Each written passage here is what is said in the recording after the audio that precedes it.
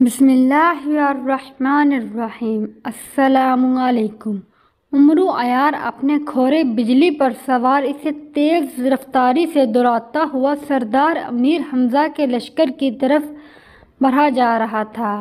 وہ سردار امیر حمزہ کا ایک خصوصی پیغام لے کر ملک فارس گیا تھا اور ملک فارس کے بادشاہ کو سردار امیر حمزہ کا پیغام پہنچا کر اب وہ واپس آ رہا تھا۔ ملک فارس چونکہ ایک دن اور ایک رات کی مسلسل مسافت پر تھا، اس لیے عمرو عیار گھوڑے پر کئی گھنٹے سفر کرتا اور جب تھک جاتا تو آرام کے لیے رک جاتا، اور پھر جب اس کی اور گھوڑے کی تھکاوٹ ختم ہو جاتی تو وہ پھر گھوڑے پر سفر کرنے کے لیے سوار ہو جاتا۔ رات بھر سفر کرنے کے بعد عمرو نے دن کے وقت کچھ دیر ایک جنگل میں آرام کیا تھا اور پھر وہ دوپہر ہوتے ہی دوبارہ اپنے سفر پر روانہ ہو گیا تھا۔ اسے گھوڑا دوڑاتے ہوئے دوپہر سے شام ہو گئی تھی۔ عمرو عیار گھوڑا تیز سے تیز دوڑانے کی کوشش کر رہا تھا تاکہ رات ہونے سے پہلے وہ سردار امیر حمزہ کے لشکر تک پہنچ جائے۔ اس وقت عمرو ایک پہاڑی علاقے سے گزر رہا تھا۔ تیز رفتاری سے گھوڑا دوڑاتے ہوئے وہ ایک پہاڑی راستے سے گزر رہا تھا۔ یہ ٹیڑھا میرا سا راستہ تھا جو بے حد خطرناک تھا۔ راستے کے ایک طرف بے حد گہری کھائیاں تھیں جبکہ دوسری جانب چٹیل پہاڑیاں تھیں۔ پہاڑیاں بھی ایسی جن کی چٹانیں نوکدار تھیں اور کناروں سے ان کی نوکیں باہر نکلی ہوئی تھیں۔ ان سے بچنے کے لیے عمرو گھوڑا راستے کے درمیان میں دوڑا رہا تھا۔ اگر تیز رفتاری سے دوڑتا ہوا گھوڑا ذرا سا بھی اپنا رخ بدلتا تو وہ عمرو عیار سمیت یا تو کسی گہری کھائی میں جا گرتا یا پھر کسی نوکیلی چٹان سے ٹکرا جاتا۔ دونوں ہی صورتوں میں نہ تو گھوڑا بچ سکتا تھا اور نہ عمرو عیار۔ اب عمرو عیار کو پہاڑی راستے پر گھوڑا دوڑاتے ہوئے تھوڑی ہی دیر گزری ہوگی کہ اچانک عمرو عیار کو یوں محسوس ہوا جیسے اس کے گھوڑے کی رفتار کم ہو رہی ہے۔ کیا کر رہے ہو بجلی؟ رفتار تیز کرو، اب تھوڑا سا ہی سفر باقی رہ گیا ہے۔ اس خطرناک راستے سے نکلتے ہی ہم اپنے علاقے میں داخل ہو جائیں گے اور پھر لشکر تک پہنچنے میں ہمیں دیر نہیں لگے گی۔ عمرو نے بجلی کی باگیں زور زور سے کھینچتے ہوئے کہا، لیکن بجلی گھوڑے پر عمرو کی بات کا کوئی اثر نہیں ہوا۔ اس کی رفتار کم ہوتی جا رہی تھی۔ عمرو اسے تیز دوڑانے کے لیے زور زور سے اس کی باگیں کھینچتا ہوا چیخ رہا تھا، لیکن بجلی تو جیسے اس کی آواز سن ہی نہیں رہا تھا۔ اس کی رفتار کم ہوتے ہوتے اتنی کم ہو گئی کہ اس نے مرے مرے انداز میں قدم اٹھانا شروع کر دیے۔ آخر تمہیں اچانک کیا ہو گیا ہے؟ ابھی تھوڑی دیر پہلے تو تم اپنی پوری رفتار سے بھاگ رہے تھے اور اب تم رک رہے ہو جیسے تم بھاگ بھاگ کر تھک گئے ہو۔ عمرو نے منہ بناتے ہوئے کہا، لیکن گھوڑا بھلا اسے کیا جواب دیتا؟ وہ کچھ دیر تک قدم اٹھاتا رہا، پھر ایک جگہ رک گیا۔ عمرو اسے ویرانے میں رکتا دیکھ کر پریشان ہو گیا۔ اس نے سر اٹھا کر دیکھا تو شام کے سائے تیزی سے پھیل رہے تھے۔ حماقت مت کرو بجلی، ہم روشنی میں تو اس خطرناک راستے پر سفر کر سکتے ہیں، رات کے اندھیرے میں نہیں۔ چلو جلدی یہاں سے نکلو۔ اس خطرناک راستے سے نکلنے کے بعد تم جہاں مرضی چاہے رک جانا، مجھے کوئی اعتراض نہیں ہوگا۔ عمرو نے گھوڑے کی باگوں کو زور زور سے جھٹکا مارتے ہوئے کہا، لیکن بجلی اپنی جگہ سے ٹس سے مس نہ ہو رہا تھا۔ لگتا ہے تم نے اپنے ساتھ ساتھ مجھے بھی موت کے حوالے کرنے کا فیصلہ کر لیا ہے جو اس خطرناک ویرانے میں رک گئے ہو۔ عمرو نے پریشانی کے عالم میں کہا اور وہ گھوڑے سے اچھل کر نیچے آ گیا۔ وہ گھوڑے کے سامنے آیا اور اس کی گردن پر پیار سے ہاتھ پھیرتے ہوئے ایک بار پھر اسے سمجھانا شروع کیا، دیکھو پیارے بجلی، میں جانتا ہوں کہ نہ تم بھوکے ہو اور نہ تھکے ہوئے ہو۔ تم پہلے بھی کئی بار اس راستے سے گزر چکے ہو۔ اس سے پہلے تو تم کبھی اس راستے پر نہیں رکے، پھر آج کیا ہو گیا ہے؟ چلو یہاں سے۔ لشکر میں پہنچ کر میں تمہیں اپنے ہاتھوں سے نرم نرم اور تازہ گھاس کھلاؤں گا، عمرو نے کہا۔ لیکن گھوڑے نے یوں سر ہلایا جیسے وہ عمرو کی بات ماننے سے انکار کر رہا ہو۔ کیا مطلب؟ کیا تم میری بات نہیں مانو گے؟ اس کو انکار میں گردن ہلاتے دیکھ کر امرو نے حیران ہوتے ہوئے کہا تو گھوڑے نے ایک بار پھر اسی طرح سر ہلا دیا جیسے وہ واقعی انکار کر رہا ہو۔ لیکن کیوں؟ کوئی وجہ بھی تو ہو، آخر تم مجھے آگے جانے سے منع کیوں کر رہے ہو؟ امرو نے اسی طرح حیرت بھرے لہجے میں کہا تو گھوڑا ہنہنانے لگا۔ اس کے ہنہنانے کا انداز ایسا تھا جیسے وہ امرو عیار کو کچھ بتانے کی کوشش کر رہا ہو۔ کیا یہاں کوئی خطرہ ہے؟ امرو نے چونک کر کہا تو گھوڑے نے اس بار انکار کرنے کی بجائے ہاں میں سر ہلایا۔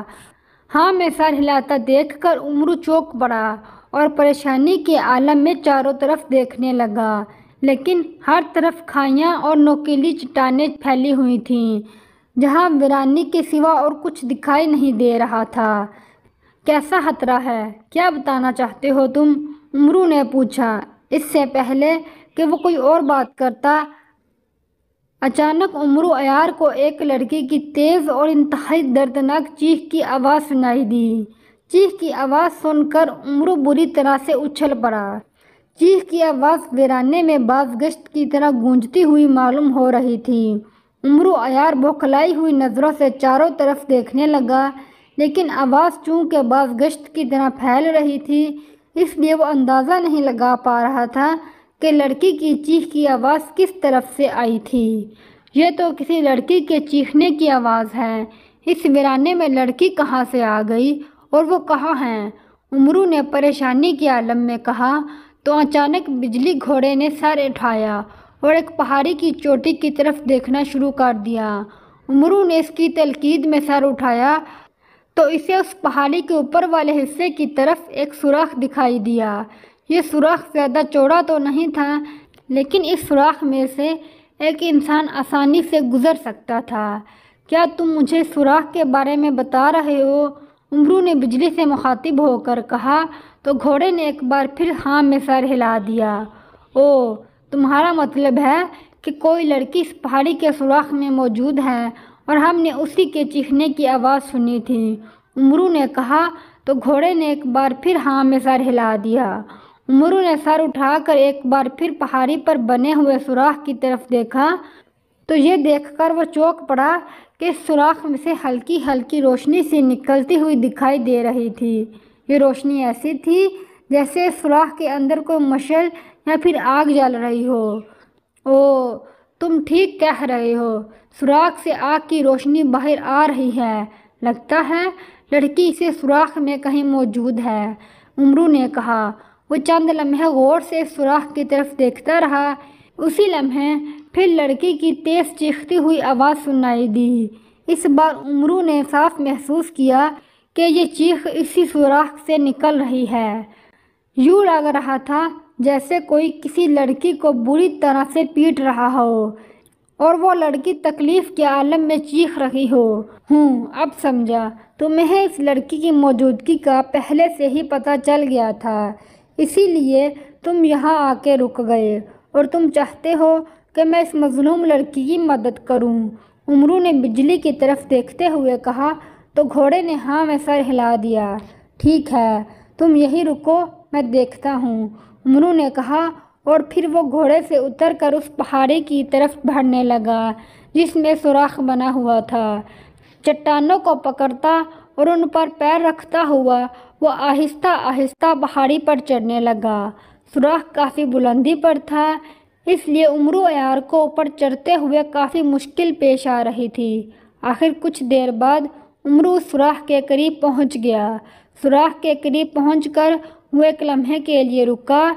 اسی لمحے اسی سوراخ سے ایک بار پھر چیخ کی آواز سنائی دی۔ امرو نے فوراً سوراخ سے دوسری طرف جھانکا تو اسے وہاں ایک عجیب منظر نظر آیا۔ سوراخ کی دوسری طرف گہرائی میں پہاڑی میں بنے ہوئے غار جیسے ایک بڑا سا کمرہ تھا۔ نیچے ایک چٹان پر سرخ رنگ کے لباس میں موجود ایک نہایت خوبصورت لڑکی گری ہوئی تھی۔ اس لڑکی کے سر پر شہزادیوں جیسا خوبصورت تاج بھی تھا۔ اس لڑکی کے قریب سیاہ رنگ کے لباس والا ایک جادوگر کھڑا تھا جس کے ہاتھ میں سفید رنگ کی ایک لمبی ہڈی تھی۔ جادوگر کے سر پر بے حد لمبے بال تھے اور اس کی مونچھیں بھی لمبی اور نوکیلی تھیں۔ وہ جادوگر دائیں طرف اس انداز میں مڑا ہوا تھا جیسے اس نے غصے سے لڑکی کو زوردار تماچا مارا ہو اور لڑکی اس کا تماچا کھا کر گر گئی ہو۔ اٹھو، جلدی اٹھو شہزادی نیلم، آج میں تمہیں نہیں چھوڑوں گا۔ میں تمہیں اس وقت تک مارتا رہوں گا جب تک تم مجھ سے شادی کرنے کی حامی نہیں بھر لیتی۔ جادوگر سرخ لباس والی لڑکی کی طرف دیکھتے ہوئے انتہائی غصیل لہجے میں کہہ رہا تھا، تم کچھ بھی کر لو بدصورت جادوگر، میں تم سے شادی کرنا تو دور کی بات تمہاری طرف دیکھنا بھی پسند نہیں کرتی۔ تم بے شک میری کھال ہی کیوں نہ اتار دو لیکن میرا جواب انکار میں ہوگا، صرف انکار۔ شہزادی نیلم نے پلٹ کر اس کی طرف دیکھتے ہوئے جواباً غصیلے لہجے میں کہا، تمہارا یہ انکار مجھ سے مار کھانے کے بعد اقرار میں بدل جائے گا شہزادی۔ میں ابھی تم پر رحم کر رہا ہوں اور تمہارے چہرے پر تماچے مار رہا ہوں۔ اگر میرا غصہ بھر گیا تو میں تمہارے ہاتھ پاؤں توڑ دوں گا۔ پھر بھی تم نے اپنی ضد نہ چھوڑی تو میں تمہیں جادو سے جلا کر بھسم کر ڈالوں گا۔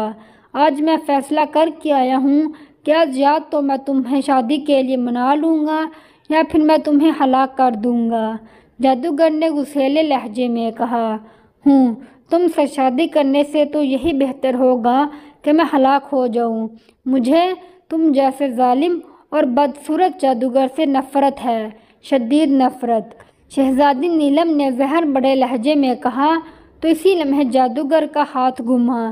چٹاخ کی آواز کے ساتھ شہزادی نیلم کے منہ سے زوردار چیخ نکلی اور وہ ایک بار پھر الٹ کر گر پڑی۔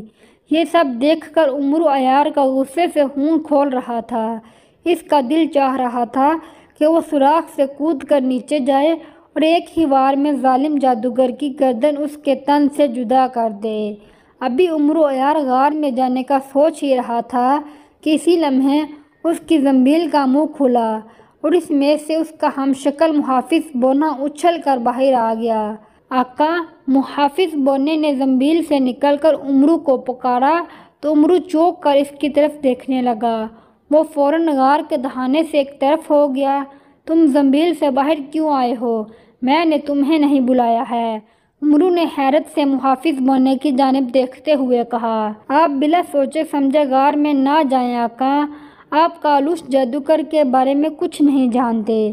آپ بنا سوچے سمجھے غار میں چلے جاتے تو کالوش جادوگر اپنے ہاتھوں میں موجود سفید ہڈی سے آپ کو ایک لمحے میں جلا کر راکھ کر دیتا، محافظ بونے نے کہا۔ اوہ، تو اس جادوگر کا نام کالوش ہے؟ امرو نے کہا۔ ہاں آقا، یہ کالوش جادوگر ہے۔ یہ طلسم و شربا کے شہنشاہ افراسیاب کا غلام ہے اور انتہائی طاقتور جادوگر ہے۔ اگر آپ نے حفاظتی انتظام کے بغیر اس جادوگر کے سامنے جانے کی غلطی کی تو یہ آپ کو شدید نقصان پہنچا سکتا ہے، محافظ بونے نے کہا۔ تو بتاؤ مجھے کیا حفاظتی انتظامات کرنے چاہیے؟ امرو نے اس کی طرف غور سے دیکھتے ہوئے پوچھا۔ اس جادوگر کو یہاں سے جانے دیں، پھر میں آپ کو بتاتا ہوں کہ آپ کو کیا کرنا ہے، محافظ بونے نے کہا۔ تو امرو نے ہاں میں سر ہلا دیا۔ امرو نے زنبیل سے سلیمانی چادر نکال کر کاندھوں پر ڈال لی اور غائب ہو گیا۔ محافظ بونے کے کہنے کے مطابق اسے ابھی کالوش جادوگر کی نظروں میں آنے سے بچنا تھا۔ اگر کالوش جادوگر غار کے دہانے سے باہر آتا تو وہ اسے دیکھ سکتا تھا، لیکن اب چونکہ امرو سلیمانی چادر اوڑھ کر غائب ہو گیا تھا اس لیے کالوش جادوگر اسے نہیں دیکھ سکا تھا۔ سلیمانی چادر اوڑھ کر امرو ایک بار پھر غار کے دہانے کے پاس آ گیا اور نیچے موجود شہزادی اور کالوش جادوگر کی طرف دیکھنے لگا۔ کالوش جادوگر بے حد غصے میں تھا اور شہزادی نیلم پر بری طرح سے گرج رہا تھا۔ شہزادی نیلم بدستور اپنی بات پر قائم تھی کہ وہ اس بدصورت اور ظالم جادوگر سے شادی نہیں کرے گی۔ میں تمہیں آج رات تک کا وقت دیتا ہوں شہزادی نیلم، اگر صبح تک تم نے اپنی ہٹ درمی نہ چھوڑی اور مجھ سے شادی کے لیے راضی نہ ہوئی تو میں تمہیں زندہ نہیں چھوڑوں گا، میں تمہیں ہلاک کر دوں گا، کالوش جادوگر نے گرجتے ہوئے کہا۔ شہزادی نیلم نے اس کی بات کا کوئی جواب نہیں دیا۔ کالوش جادوگر چند لمحے غصیل نظروں سے شہزادی کو دیکھتا رہا، پھر اس نے منتر پڑھ کر ہڈی ہوا میں گھمائی تو اچانک ایک دھماکہ ہوا اور کالوش جادوگر وہاں سے غائب ہو گیا۔ کالوش جادوگر چلا گیا ہے آقا، اب آپ نیچے آ کر شہزادی نیلم کو تسلی دیں اور اسے اپنی زنبیل میں ڈال لیں۔ شہزادی نیلم کی جگہ آپ کو اس کا روپ دھار کر یہاں رہنا ہے۔ صبح جب کالوش جادوگر آئے تو آپ نے کسی طرح سے اس کی سفید جادوئی ہڈی حاصل کرنی ہے۔ یہ کام صرف آپ اپنی عیاری سے ہی کر سکتے ہیں۔ جب تک سفید جادوئی ہڈی کالوش جادوگر کے ہاتھ میں رہے گی اس وقت تک آپ کالوش جادوگر کو ہلاک تو کیا معمولی سا زخم بھی نہیں دے سکتے، اور یہ بات آپ کو یاد رکھنی ہوگی کہ آپ کالوش جادوگر سے سفید جادوئی ہڈی زبردستی حاصل نہیں کر سکیں گے۔ آپ کو ایسی عیاری کرنی ہوگی کہ کالوش جادوگر خود ہی آپ کو سفید جادوئی ہڈی دے دے۔ محافظ بونے نے امرو سے مخاطب ہو کر کہا، پھر مجھے اس ہڈی کا کیا کرنا ہوگا؟ کیا اس ہڈی کو توڑ دوں؟ امرو نے پوچھا۔ نہیں آقا، کالوش جادوگر کی جان اس جادوئی سفید ہڈی میں ہے۔ جیسے ہی کالوش جادوگر جادوئی سفید ہڈی آپ کو دے، آپ وہ ہڈی پوری قوت سے اس کے سر پر مار دینا۔ جادوئی سفید ہڈی کالوش جادوگر کے سر پر پڑتے ہی کالوش جادوگر ہلاک ہو جائے گا۔ محافظ بونے نے کہا تو امرو نے ہاں میں سر ہلایا اور پھر وہ غار کے دھانے سے ہوتا ہوا اندر آ گیا اور چٹانوں پر پیر رکھتا ہوا نیچے آ گیا۔ یہاں شہزادی نیلم ایک چٹان پر بیٹھی بری طرح سے رو رہی تھی۔ امرو نے اس کے نزدیک جا کر کندھوں سے سلمانی چادر اتاری اور ظاہر ہو گیا۔ شہزادی نیلم چونکہ دونوں ہاتھوں میں منہ چھپائے رو رہی تھی اس لیے اسے امرو عیار کے ظاہر ہونے کا پتہ نہیں چلا تھا۔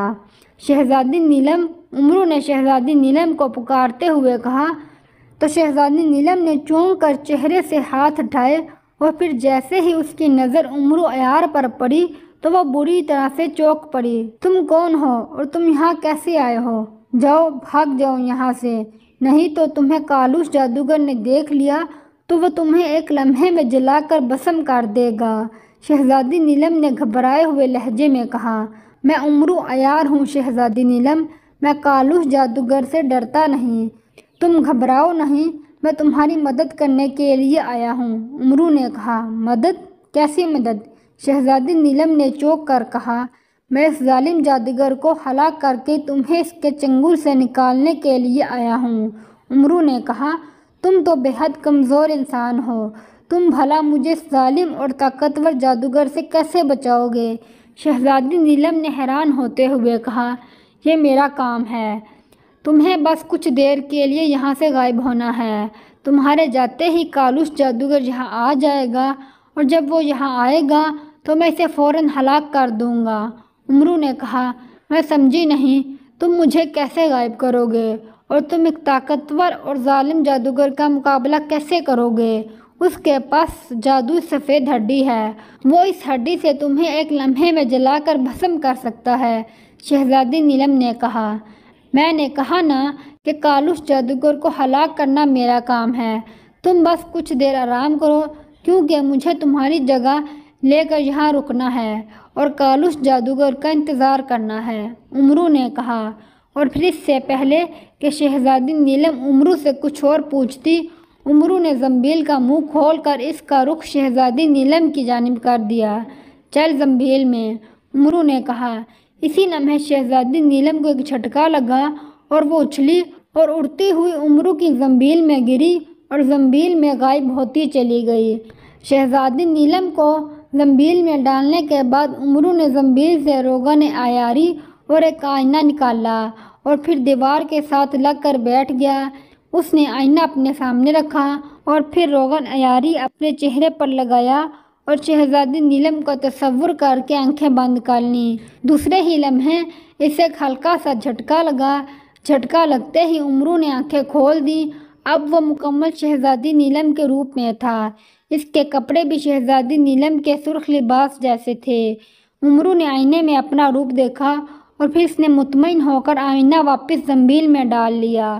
کیا اب مجھے رات بھر کالوش جادوگر کا انتظار کرنا پڑے گا؟ امرو نے محافظ بونے سے مخاطب ہو کر پوچھا۔ نہیں آقا، آپ 3 بار کالوس جادوگر کو آواز دیں گے تو وہ اسی وقت یہاں آ جائے گا۔ محافظ بونے نے کہا تو عمرو نے ہاں میں سر ہلا کر زنبیل سے ایک جادوئی شکن انگوٹھی نکال کر اپنے ہاتھ کی ایک انگلی میں پہن لی۔ اب ٹھیک ہے، اب میں کالوس جادوگر کو بلا سکتا ہوں۔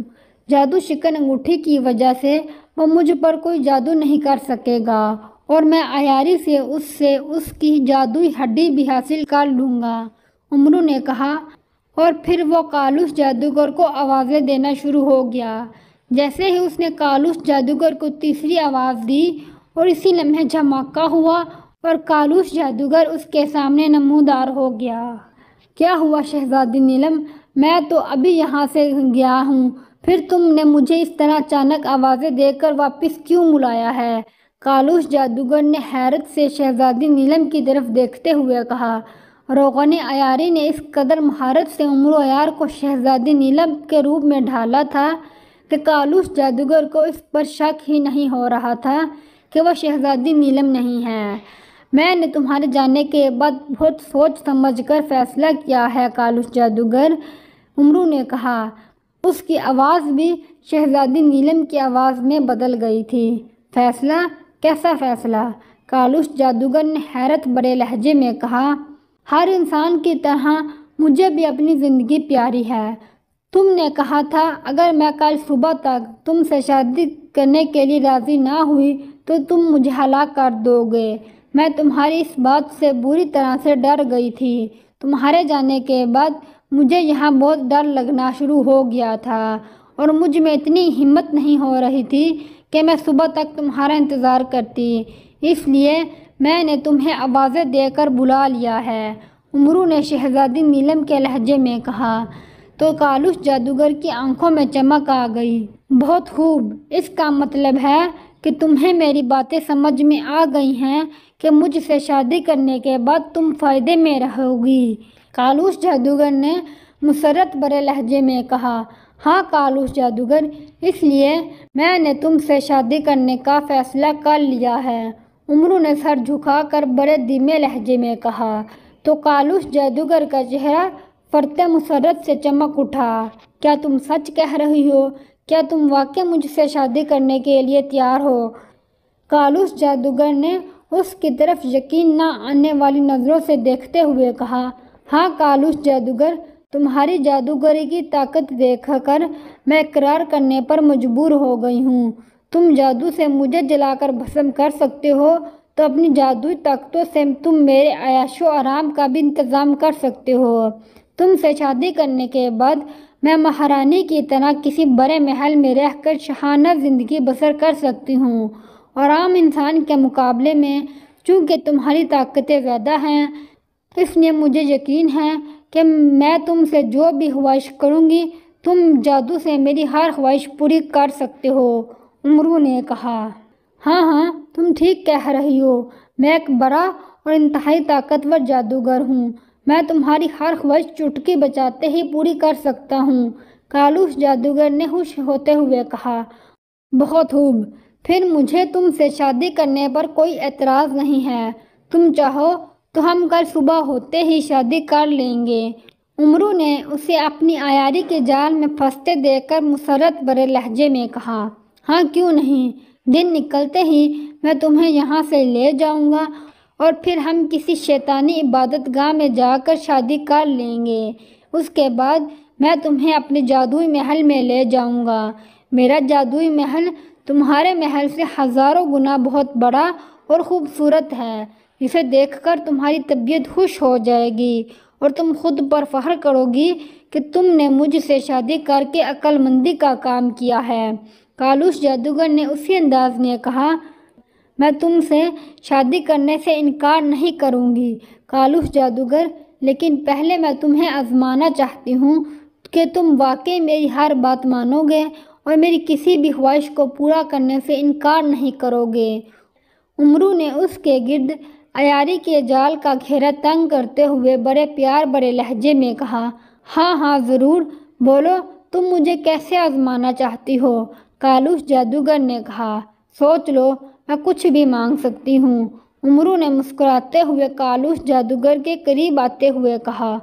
ہوں، کیوں نہیں شہزادی، تم مجھ سے جو بھی چیز مانگو گی میں وہ تمہیں دینے سے کبھی انکار نہیں کروں گا۔ بس تم میری جان نہ مانگنا، اس کے سوا تم مجھ سے جو مرضی مانگ لینا، میں تمہاری خواہش پوری کرنے میں ایک لمحہ بھی نہیں لگاؤں گا۔ کالوش جادوگر نے ہنستے ہوئے کہا۔ وعدہ؟ امرو نے آنکھیں چمکاتے ہوئے کہا۔ ہاں، پکا وعدہ، کالوش جادوگر نے خوشی سے سرشار لہجے میں کہا۔ وہ بیچارہ امرو کی عیاری کو کیسے سمجھ سکتا تھا۔ بہت خوب، میں نے تم سے شادی کا پکا وعدہ کر لیا ہے، اور تم نے بھی میری خواہش پوری کرنے کا پکا وعدہ کر لیا ہے، اور میں جانتی ہوں کہ جب بھی کوئی جادوگر وعدہ کرتا ہے تو اسے اپنا وعدہ پورا کرنا پڑتا ہے، وہ وعدے کے سچے ہوتے ہیں۔ وعدے کے معاملے میں حیل و حجت کرے تو جادوگر دیوتا بھی اسے معاف نہیں کرتا، اور وعدہ پورا نہ کرنے والے جادوگر کو فوراً ہلاک کر دیتا ہے، چاہے جادوگر کی جان اس کے جسم میں ہو یا کسی چیز میں۔ میں ٹھیک کہہ رہی ہوں نا؟ امرو نے کہا۔ ہاں ہاں، میں نے تم سے جو وعدہ کیا ہے میں اسے ضرور پورا کروں گا۔ مانگو، تم مجھ سے کیا مانگنا چاہتی ہو؟ کالوش جادوگر نے فراخ دلی کا مظاہرہ کرتے ہوئے کہا۔ اب میں تمہاری بیوی بننے والی ہوں، اس لیے میں تمہاری چیزوں کی حفاظت خود کروں گی۔ تمہارے پاس یہ جو جادوئی سفید ہڈی ہے یہ مجھے دے دو، امرو نے کہا۔ تو کالوش جادوگر پوری طرح سے اچھل پڑا اور شہزادی کی طرف شکی نظروں سے دیکھنا شروع ہو گیا۔ جادوئی ہڈی؟ کیا مطلب؟ تم مجھ سے یہ جادوئی ہڈی کیوں مانگ رہی ہو؟ کیا کرو گی تم اس جادوئی ہڈی کا؟ کالوش جادوگر نے پریشان لہجے میں کہا۔ میں اسے حفاظت سے اپنے پاس رکھنا چاہتی ہوں، مگر تم جب چاہو مجھ سے یہ واپس لے سکتے ہو۔ میں بس یہ دیکھنا چاہتی ہوں کہ تم اپنا وعدہ پورا کرنے کے لیے میری بات مانتے ہو یا نہیں، امرو نے عیارانہ لہجے میں کہا۔ او، اگر صرف یہ بات ہے تو پھر تو مجھے کوئی اعتراض نہیں ہے، اور میں نے تم سے چونکہ وعدہ بھی کیا ہے اس لیے میں اب انکار بھی نہیں کر سکتا ہوں۔ یہ لو ہڈی، اور اسے احتیاط سے اپنے پاس رکھ لو، کالوش جادوگر نے مطمئن ہوتے ہوئے کہا، اور اس نے سفید ہڈی شہزادی کی جانب بڑھا دی۔ امرو نے آگے بڑھ کر اس سے ہڈی لی، اور پھر اس سے پہلے کہ کالوش جادوگر کچھ سمجھتا، امرو کا ہاتھ بجلی کی سی تیزی سے حرکت میں آ گیا، اور اس نے جادوئی سفید ہڈی پوری قوت سے کالوش جادوگر کے سر پر دے ماری۔ جیسے ہی اس نے جادوئی سفید ہڈی کالوش جادوگر کے سر پر ماری، کالوش جادوگر کے حلق سے ایک زوردار چیخ نکلی، اور وہ اچھل کر زمین پر گر گیا، بری طرح سے تڑپنے لگا۔ اس کا سر پھٹ گیا تھا اور سر سے خون نکل رہا تھا۔ کچھ دیر تک کالوش جادوگر تڑپتا رہا، پھر ساکت ہو گیا۔ جیسے ہی کالوش جادوگر ساکت ہوا، اسی لمحے اس کے جسم میں آگ بھڑک اٹھی اور وہ بری طرح سے جلنا شروع ہو گیا۔ اس جادوئی ہڈی کو بھی کالوش جادوگر کی لاش کے ساتھ جلا دیا کا، محافظ بونے نے امرو سے مخاطب ہو کر کہا، جو غیبی حالت میں وہیں موجود تھا۔ امرو نے جادوئی سفید ہڈی کالوش جادوگر کی جلتی ہوئی لاش پر پھینک دی، جو کالوش جادوگر کی لاش کے ساتھ جلنا شروع ہو گئی، اور پھر کچھ ہی دیر میں کالوش جادوگر اور اس کی جادوئی سفید ہڈی جل کر راکھ ہو گئی۔ امرو نے محافظ بونے کے کہنے پر زنبیل سے شہزادی نیلم کو نکال لیا۔ امرو کو اپنے روپ میں دیکھ کر شہزادی بہت حیران ہو گئی، اور پھر اس نے جب وہاں جادوگر کی جلی ہوئی لاش دیکھی تو وہ بہت خوش ہوئی۔ امرو نے اسے ساری تفصیل بتا دی۔ کالوش جادوگر کو امرو عیار نے ہلاک کیا تھا۔ یہ سن کر شہزادی نیلم نے امرو عیار کا بے حد شکریہ ادا کیا، اور اس نے امرو سے وعدہ کیا کہ اگر وہ اسے اس کے ملک پہنچا دے گا تو وہ اپنے باپ سے کہہ کر اسے بہت سی دولت انعام میں دلوائے گی۔ دولت کا سن کر امرو عیار کی آنکھیں پھیل گئیں۔ اس نے شہزادی نیلم کو اسی وقت اس کے ملک پہنچانے کا وعدہ کر لیا۔ امرو نے زنبیل سے سلیمانی چادر نکالی اور غائب ہو گیا۔ غائب ہو کر اس نے اپنی اصلی حالت میں آنے کا سوچا تو اس کے چہرے سے روغن عیاری غائب ہو گیا۔ امرو عیار کا چہرہ اور لباس بھی بدل گیا۔ پھر وہ شہزادی نیلم کے سامنے ظاہر ہو گیا۔ اسے اپنے اصلی روپ میں دیکھ کر شہزادی نیلم بے حد خوش ہوئی۔ امرو نے شہزادی نیلم کے ساتھ رات اسی غار میں گزاری اور پھر وہ دن نکلتے ہی شہزادی نیلم کو غار سے لے کر نکل آیا۔ باہر بجلی گورا موجود تھا۔ امرو نے شہزادی نیلم کو اپنے ساتھ گھوڑے پر بٹھایا اور اسے لے کر اس کے ملک ساتان کی جانب روانہ ہو گیا۔ وہ شہزادی نیلم کو لے کر جلد سے جلد ساتان پہنچ جانا چاہتا تھا تاکہ اسے ملک ساتان کے بادشاہ سے شہزادی نیلم کی جان بچانے کے صلے میں زیادہ سے زیادہ انعام مل سکے۔ اگر آپ کو کہانی اچھی لگی تو ویڈیو کو لائک، شیئر اور چینل